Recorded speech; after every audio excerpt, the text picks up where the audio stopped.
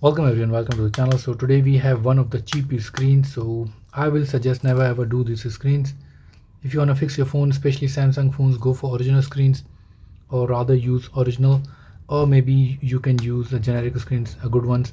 There's so many quality available, but not these type of cheapest screens. The cheapest screen in the market sorry, the cheapest screen in the market, they are not good. Normally I use these screens just to recover the data or for temporary use, but I will never do this screen, never install these screens to my customer's phone.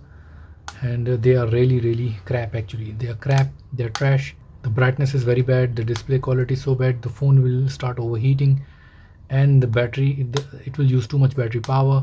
You will have countless problems in the phone.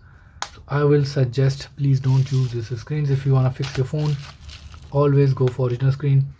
And if you don't have budget, then you can use a good quality generic screens, but not the cheapest screen in the market. These screens will cost you actually a lot of money. I'm gonna break it.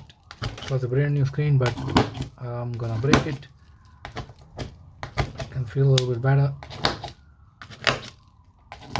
There we go.